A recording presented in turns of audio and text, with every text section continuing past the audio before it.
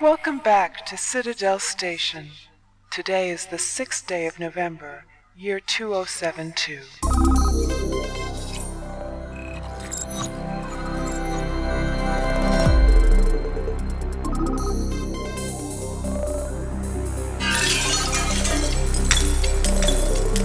I have complete control of this entire level.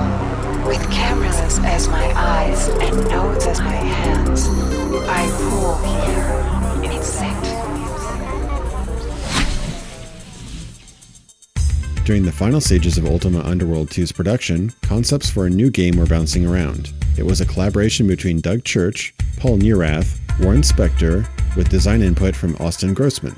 Feeling the burnout of a rush production of Underworld 2, the team felt it had done enough dungeon games and concepted a new one with a futuristic setting while relying on the working gameplay of Underworld as a foundation, but with a more streamlined approach. Thus System Shock was born, with Doug Church as director and Warren Spector as producer. The prospect of making a completely new setting and franchise excited the team, as they could try and do whatever they liked without having to fit in a previously existing mold or universe. You hear the sound of a security camera swiveling, and then the beep of it acquiring you as a target. So you duck behind a crate, and then you hear the door open, so you throw a grenade and run out of the way. Minutes of gameplay like this were written as part of the original design document and determined the development and direction of the game moving forward. Pushing the idea of emergent gameplay even further, the game was designed with many tools, items, weapons, and methods of playing each area of the game, which would prove to be a theme amongst Looking Glass and Spector's games in the future. One major departure from the previous games was the decision to remove dialogue trees entirely from System Shock. This both eliminated the awkwardness of having almost separate games of exploration, combat, and dialogue. The solution, which ended up fitting the theme of the game well, was to eliminate friendly NPCs from the game altogether, instead providing many text documents stored on devices around the Citadel space station it was set in, as well as real voice-recorded audio logs and transmissions. This is one of the first times this method of storytelling would be used, and would become a trend in future games such as BioShock, Doom 3 and 4, Metal Gear Solid, Dead Space, Deus Ex, as well as countless others. It provided a meaningful and immersive story experience without slowing gameplay to a stop with huge blocks of text. Clues and information needed to progress were sometimes placed in these logs, so the thorough listeners and readers would get insight that others may not.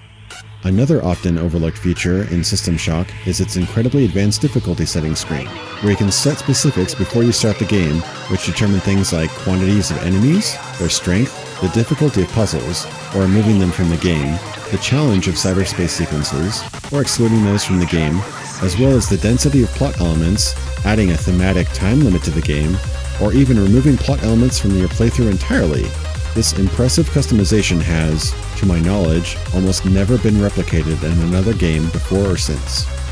Mutants, cyberpunk themes, and hacking, interesting storyline told primarily through voiced audio logs, there was just so much innovation and refreshing elements to the game that it's easy to overlook one of the reasons why it is most remembered. Shodan, the renegade AI who lost her mind when hacked by the protagonist in the game's intro.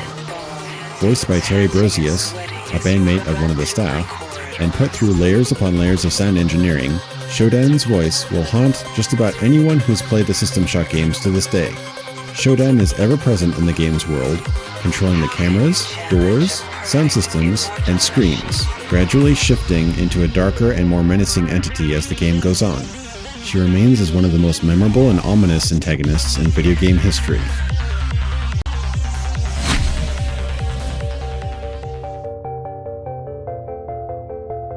Instead of follow-ups to established games in the mid-90s, Looking Glass Studios began to develop games and self-publish them as well. They had some failures, but also had some success along the way.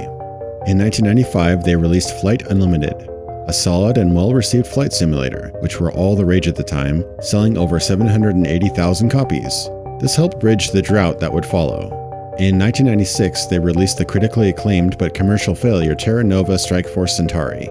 Terra Nova was a mech combat game and was compared to Activision's popular MechWarrior 2 released the year prior. But instead of MechWarrior 2's approach of having a fully polygonal world and models with simple flat colors and shading, Terra Nova opted for a textured world and 2D sprite models, which some criticized. Things looked worse when in 1997, when 18 months into development, a Star Trek Voyager tie-in game was cancelled. The third and final self-published game to be released was British Open Championship Golf in 1997, which was again well received by most critics, but was a financial disaster as one employee put it. Self-publication ceased after that point, and layoffs of several employees, including Warren Spector, occurred thereafter. The mid-90s was not Looking Glass's shining moment, as the situation there was on shaky ground.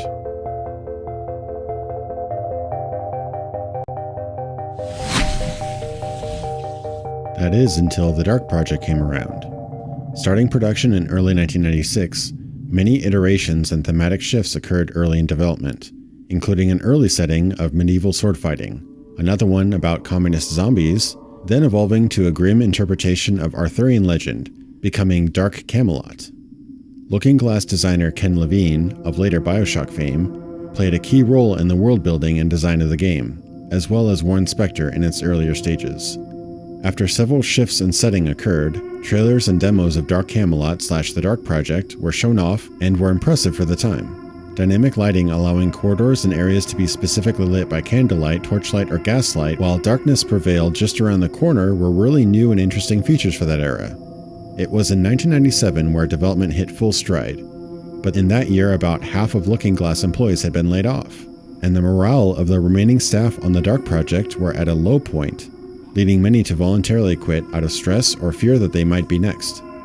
While the original game design outlined a sword-fighting-centric hero, and mechanics involving dynamically gaining or losing reputations with various factions through your actions, Paul Neurath suggested that the thievery aspect of the game was the most interesting bit, and that focus should be placed on that. Thus it started to become a stealth-centric game, with interesting new mechanics like light sensitivity in enemy sight, and patrolling guards that would grow suspicious of your actions, artificial intelligence routines that were non-existent at the time. These features, however, would cause major issues, glitches, and QA concerns that the programmers would struggle with for many months. In late 1997, the lead programmer quit, and when the new lead programmer Tom Leonard took over, he saw a fixable AI system but had to rewrite nearly 4/5 of the code to make it work. This was a huge change in the game, and many previous planned features were cut, including a proposed multiplayer mode, branching story paths, and a more in-depth inventory system. By narrowing the game's scope down to a stealth-focused, linear, single-player mission-based game, Thief: The Dark Project was born. After an uneasy relationship with the publisher of the game, Eidos, development finally came to a close late 1998 when the game was released. The Dark engine was the first Looking Glass engine to support 3D acceleration and featured fully 3D modeled characters, items, weapons, and environments. But it was the gripping world and revolutionary stealth mechanics that blew people away.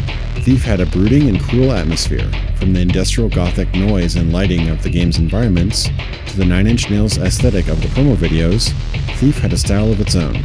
Creeping through the decrepit streets and hallways of the city, exploring every nook and cranny of the medieval/industrial revolution setting for every coin, valuable, and useful item you could find was enthralling and immersive. Fans will recall the tension of letting a crucial arrow fly to hit a target while remaining undiscovered, or stalking a guard until just the right second to land a blow with your trusty blackjack. There was nothing quite like its focus on stealth, immersion, and open level design, which allowed players to try and discover many different paths and styles of completing missions. The impressive engine allowed for atmospheric soundscapes, but also served as a functional foundation for one of Thief's core mechanics, the light jet. The game was designed for a first-person perspective for immersion, but players could track their visibility via a simple interface tool on the bottom of the screen, which told you how much light was being cast on you at any given moment. Enemy AI would react to loud sounds, the protagonist Garrett if he was in enough light, torches if they blew out, and stray arrows if they missed their mark. The atmosphere was thick enough to cut with a knife. Starting with moody stealth missions often involving valuables or artifacts, the game eventually lands in downright Lovecraftian supernatural turns, which some have criticized, favoring the simple, more realistic earlier storyline. Thief: The Dark Project was one of Looking Glass's biggest financial successes. It was a revolutionary experience on many fronts and is beloved to this day as one of the finest examples of stealth gaming ever made.